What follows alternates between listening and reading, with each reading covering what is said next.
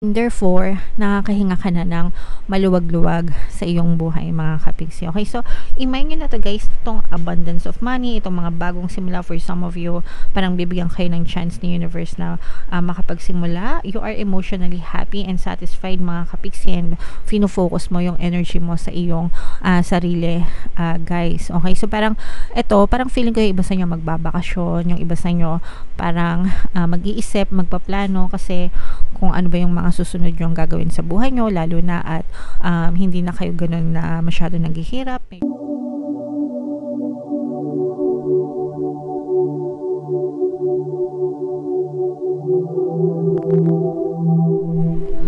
Hello guys, hello Leo, welcome back to Pinoy Pixie Tarot. Ang pamagat ng episode natin for tonight is No Moon Kapalaran para ngayong December to January para sa Leo, Sun, Moon, Rising Sign, and Venus. Shuffle ko yung cards guys, hanapin ko yung energy ng Moon at saka yung energy ng Leo.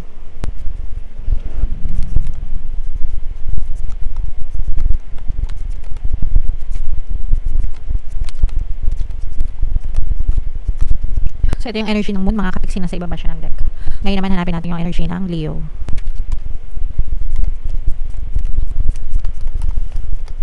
So ito guys, Leo, kayo ay na-represent ng Queen of Wands sa ating spread. Ito yung combination ng positive and negative energy, mga kapiksi. General reading lang, pwedeng mag-resonate, pwedeng hindi. Yung new moon ngayong December guys ay sa December 12. Tapos yung next new moon naman ay sa January 11. So ang reading na to, mga kapiksi, ay para sa period na yun guys. Combination ng positive and negative energy. Comment down below guys if feeling nyo naka-resonate kayo. So, angel number 10, mga kapiksi, check nyo yung ibig sabihin yan kasi baka may additional na mensahe sa inyo ang inyong mga anghel gabay. Meron din tayong presence dito guys ng air signs, Aquarius, Gemini, Libra. For some of you, maaaring may air element kayo sa inyong natal chart. For some of you, you may be dealing with an air sign. So, eto mga kapiksi, nakikita natin na marami kayong kaperahan. This is abundance of money.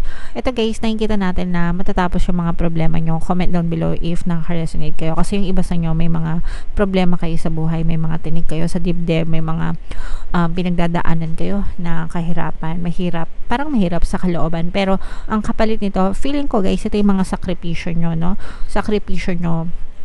Kasi 'di ba, sabi nga, no pain, no gain, mga kapingsino sa buhay. 'Di ba? Parang ano lang 'yan, guys, exercise. Yeah, nagpapamuscle kayo, 'di ba? Pagka nagpapamuscle kayo, nagbubuhat kayo ng mga dumbbell ganyan, mabibigat, 'di ba? Para ma-develop yung muscles nyo. Yung proseso na 'yon, nandun yung pain, okay? Pero kailangan yung pagdaanan yung pain na 'yon para mag-gain yung gusto nyong muscle sa buhay. So, ganun din sa buhay, mga kapiksino. Meron tayong mga kailangan pagdaanan ng mga kahirapan, mga sakripisyo, ganyan, para in order for us to achieve yung mga gains natin, yung mga financial gains nyo, kung ano yung gusto nyong marating sa buhay. So, let's say, for example, nagtatrabaho ka, gusto mong kumita ng malaki, kailangan mo mag-stretch, kailangan mo mag-overtime para mas malaki yung bayad sa'yo, diba? So, ganun yung nakikita natin sa inyo, mga kapiksi. Alright? And right now, nakikita mo na yung resulta ng mga gains mo sa buhay. Pero nandun din yung mga paghihirap mo, okay? Pero ang maganda nito is in the near future or sa mga susunod na araw, mga kapiksi, mas mararamdaman mo na unti-unting gumagaan yung inyong kabuhayan kasi nakikita mo na yung resulta. Minsan kasi hindi naman tayo agad-agad nakakita ng resulta ng mga bagay na gusto natin, pero ikaw nagiging tangible na siya, nakikita mo na siya. And therefore, nakakahinga ka na ng maluwag-luwag sa iyong buhay, mga kapiksi. Okay, so imagine nyo na to guys, itong abundance of money, itong mga bagong simula for some of you, parang bibigyan kayo ng chance ni universe na makapagsimula. You are emotionally happy and satisfied, mga kapiksi, and fino-focus mo yung energy mo sa iyong sarili, guys. Okay, so parang parang feeling ko yung iba sa inyo magbabakasyon, yung iba sa inyo parang mag-iisip, magpaplano kasi kung ano ba yung mga susunod yung gagawin sa buhay nyo, lalo na at hindi na kayo ganun na masyado naghihirap, medyo may kaya-kaya na ng konti, medyo nakakahinga na ng maluwag, so parang pinaplano nyo na yung mga next step nyo sa buhay, and at the same time, parang ini-spoil nyo rin, no? Parang nararamdaman ko na ini-spoil nyo rin yung sarili nyo, spending time and money for yourself. So yun yung nakikita natin dito, nararamdaman natin na energy nyo, and okay lang yan guys, kasi deserve nyo yan. Okay, so wag niyong pagdamutan yung sarili nyo guys, no? Ako nga, gusto ko nga sinasabi sa inyo na treat yourself because you deserve it mga kapigsi. Pero hindi naman yan kumbaga parang patikim nyo lang yan sa sarili nyo, because in the coming days talagang nakikita natin yung pagiging responsible nyo pa sa buhay nyo, no? Hindi naman kayo basta-basta gumagastos lang ng walang katuturan. Nakikita rin natin na nagiging responsible din kayo sa inyong buhay mga kapigsi, and meron pa kayong mga plano, meron pa kayong ibang mga plano na gusto nyong gawin sa buhay nyo. So keep up the good work, Leo. Alright, so tingnan pa natin guys, for some of you, for some of you mga kapigsi, parang meron din, ito nakikita ko, this is more on relationship mga kapigsi, na parang medyo nagsasuffer yung inyong relationship guys. For some of you, you may be dealing with the karmic connection or karmic attachment with your person. Pwedeng karmic yung relationship nyo mga kapigsi, and may mga circumstance or sitwasyon na paulit-ulit na nangyayari sa inyong relasyon, and until matutunan nyo yung mga lessons na yun and matutunan nyo siyang tanggapin and magkaroon ng forgiveness, yun lang yung time na mapuputol yung karmic connection nyo. So it's very important na magkaroon ng acceptance and forgiveness, lalo na kung paulit-ulit na yung nangyayari sa inyo mga kapigsi. Yung iba sa inyo, parang feeling ko meron kayong feeling ng emptiness inside, no? Pagdating sa relationship, parang in a relationship nga kayo, pero feeling nyo naman empty, parang feeling nyo alone din kayo, parang feeling nyo nag-iisa din kayo mga kapigsi. Okay, may mga ganong klaseng, or yung iba naman sa inyo guys, pwedeng nasa ibang bansa kayo, baka LDR kayo nitong person mo, kaya ka lonely kasi pwedeng hindi ka makauwi, ganyan, tapos hindi mo makasama sila o yung jowa mo sa Pasko, kaya medyo malungkot, homesick, kumbaga, and wala kayong choice, parang wala kayong ma-choice kasi hindi kayo pinapauwi ng amo nyo, ganyan, or baka hindi kayo makapag-file ng leave or something, kaya nasa malayong lugar, and doon nang gagaling yung loneliness nyo mga kapigsi. So dasal-dasal na lang, and sa technology ngayon guys, no, kahit na magkalayo kayo, pwede naman kayo mag-video call, pwede naman kayo magtawagan, di ba? Ang importante is yung connection, yung communication nyo is consistent pa rin, para alam nyo, para banding pa rin. Hindi man kayo magkasama physically, pero emotionally, di ba? Nandun pa rin yung presence nyo sa isa't isa guys. Alright? So, comment down below guys if feeling nyo naka-resonate kayo dyan, Leo, and yung mga pinapamind ko sa inyo guys, i-mind nyo na yan, mind money, mind riches, yan. Ano pa ba yung sinabi ko kanina, mga bagong simula, happiness, yan, i-mind nyo na yan sa comment section mga kapigsi, para talagang ma-experience nyo, ma-align yung sarili nyo dyan sa energy na yan. Okay, so shuffle ko to, tingnan natin yung no mood message sa inyo. Habang sinashuffle ko to, panoorin nyo muna tong video natin regarding sa ating paano mag-manifest ng abundance video course. Kapigsi, sawa ka na ba sa mga struggles at hirap sa buhay mo? Masipag ka ba at masikap sa buhay ngunit hindi ka pa rin umaasenso? Ilang beses ka na bang nag-attempt magnegosyo at mag-invest pero palagi ka pa rin nalulugi? Sa pagkakataon na ito ay maaaring may subconscious beliefs ka na nagiging balakid sa iyong pag-unlad at pagyaman. Introducing, paano mag-manifest ng abundance video course. Dito ay matututunan mong ma-overcome ang mga balakid mo para tuluyan ka ng umunlad, umasenso, sumagana, maging matagumpay, successful at maswerte sa iyong kabuhayan, pera, trabaho, negosyo, salapi at kaperahan ng bonggang-bongga. Dali, mag-send na ng email sa pinoypixitaro@gmail.com at simulan na ang iyong pagyaman ngayon.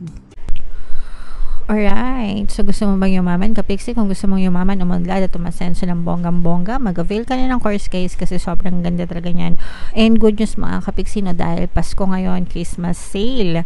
May Christmas sale tayo mga kapigsi, dalawa yan. Una, magbibigyan ko ng 10% sa lahat ng mag-avail ng course, plus meron pa kayong 1 free pampaswerte subliminal until December 31 mga kapigsi. So avail nyo na sa inyong combo sale habang meron pa tayong sale mga kapigsi. Meron din tayong email coaching, manifest your desires using the law of attraction. If meron kayo mga specific na gusto nyong i-manifest, pwedeng love and relationship, pwedeng money or career, pwede kayo magpabook ng email coaching session with me. Mag-send lang kayo guys ng email sa pinoypixitaro@gmail.com. So ito guys, sobrang ganda nito. a win-win outcome is forecast. So, wala kang pagkatalo dito. Win-win nga eh, di ba? Win-win, panalo-panalo. So, kahit anong choice, anong piliin mo, mga kapiksi, ikaw pa rin yung magwawagi. So, ito, mga kapiksi, para ma-attract nyo ito sa inyong buhay, always tell yourself, everything is always working out in my favor. Okay? So, i-comment nyo yan sa baba, mga kapiksi. Everything is always working out in my favor. Kapag palagi nyo yan sinasabi, guys, kahit ano pang choice nyo, kahit ano pang piliin nyo, kahit ano pang maging decision nyo, mga kapiksi, kahit di nyo pa alam yung resulta, definitely win-win talaga yung forecast sa inyo. So, palagi nyo yan sasabihin, guys. Everything is always working out in my favor. I-comment nyo na rin yan sa baba, guys, para hindi nyo makalimutan. Isulat nyo na rin sa mga notebook nyo. Type nyo sa mga cellphone nyo para hindi nyo makalimutan. Kabisaduhin nyo, guys. Okay? Alright. Attune to the moon, guys. Let go of that which is falling away. So, dapat kinakalimutan na natin yung mga kabanata ng buhay natin na tapos na, no? Huwag na nating pahirapan yung sarili natin, mga kapiksi. Yung mga chapter close na, diba? Sabi nga ni Catherine, 11 years, chapter closed. So, sa mga fans ng Katnil, let go na natin yung 11 years, mga kapiksi. Alright? See the other person through the eyes of love. It will change your perspective. So, always lahat ng ating pananaw sa buhay dapat tinitingnan natin, no? Always look at the positive side of everything, especially pagdating sa mga tao, di ba? Wag natin agad pairalin yung mga galit natin, yung mga init ng ulo, mga ganyan-ganyan, no? Try natin sa ibang perspective through the eyes of love kasi magbabago talaga yung paningin nyo sa kanila. Alright? And it's time for you to make a firm decision. It's time for you to decide na, mga kapiksi. Panahon na para mag-decision kayo kung anong gusto nyo mangyari sa buhay nyo. Lalo na ngayon, December na, tapos na yung 2023, papasok na yung 2024. So, dapat alam nyo na kung ano yung gusto nyo mangyari sa by next year nyo, mga kapiksi. Time for you to focus on yourself for a while. And yan yung sinabi ko sa inyo, guys, no? Diba sabi ko nga sa inyo, for some of you, parang mas ifo-focus nyo yung energy nyo sa inyong sarili, mga kapiksi, okay? So, gawin nyo yan, guys, no? Wag na wag nyong i-take for granted ang inyong sarili. Dapat minamahal nyo ang sarili nyo and pinaprioritize nyo ang inyong sarili din, mga kapiksi. Look after yourself, but avoid vanity. Wag naman too much, mga kapiksi, alright? Yung tamang balanse lang, okay? And now is a great time for a makeover. Sa mga gusto lang naman, mga kapiksi, kung feel mo na mag-makeover ka, gawin mo. Kung hindi naman, okay lang din. As long as komportable ka, okay? So, gusto mo magpa-parlor, magpa-spa, whatever, mga kapiksi, gawin mo kung anong komportable sa'yo. Kung feeling mo naman ay okay ka lang, edi okay ka lang. Walang pilitan, alright? Okay, so yeah, yan ang iyong reading, Leo. Comment down below, guys, if naka-resonate kayo. By the way, mga kapiksi, ito yung ating 2024 kapalaran. Kung di nyo pa napapanood, panoorin nyo na. Super nice, super ganda. And ito naman yung ating success stories ng paano mag-manifest ng abundance video course. Click here to subscribe, mga kapiksi. Thank you for liking, sharing, and subscribing. See you again next time. I love you all, guys. Have a nice day. Bye-bye.